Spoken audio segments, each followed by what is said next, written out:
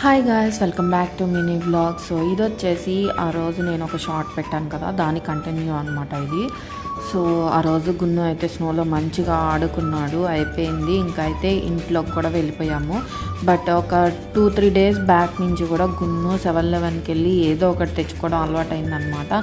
So ఆ రోజు కూడా ఏదో ఒకటి తీసుకోవాలి అని చెప్పేసి ఆ స్నోలో ఫుల్ గల్బా చేసాడు. బట్ ఎంతసేపు చెప్తున్నా సరే అబ్బే వెళ్ళాల్సిందే అన్నాడు అనమాట.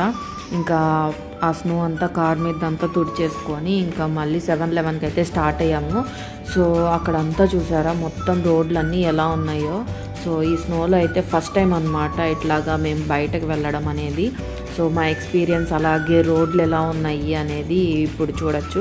గున్ను చూడండి ఎంత ఆశ్చర్యంగా చూస్తున్నాడో, ఏంటా అది అన్నట్టు. సో చూసారా రోడ్లన్నీ కూడా ఎలా పడిపోయి ఎలాగా వైట్గా ఉన్నాయో. కొత్తగా ఉందన్నమాట ఈ ఫీలింగ్ అదంతా కూడాను. సో పైనుంచి మామూలుగా వర్షం పడితే ఎట్లా పడుతుందో అలాగ పడుతుందన్నమాట స్నో. వర్షం అనేది మనకి వాటర్ తెలుసు కదా ఎట్లా అయిపోతుందో. బట్ ఇది ఏంటంటే స్నో అట్లాగే ఎట్లా పడింది అట్లాగే ఉండిపోయింది అనమాట.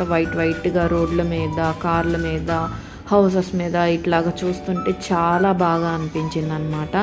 బట్ కొంచెం భయంగా కూడా అనిపించింది నాకైతే. ఏంటంటే చాలా వీడియోస్లో చూస్తూ ఉన్నాను ఇట్లాగా స్నోలో వెళ్తే కార్లు జారుతాయి అని చెప్పేసి, కార్ టైర్స్ అట్లా జారుతాయి అని చెప్పేసి. మామూలుగా నడవడం కూడా కొంచెం భయమేనమాట ఈ స్నోలో, వాళ్ళు జారి పడతాం కూడాను. సో ఆ విధంగా కొంచెం టెన్షన్ వేసింది నాకైతే. సో గున్ను అల్లరి వల్ల ఇట్లా రావాలి అనేది వల్ల దీని సరదా కూడా తీరిపోయింది. మొత్తానికి 7-Elevenకి వెళ్ళి ఏదో తీసుకొని వచ్చేసాం.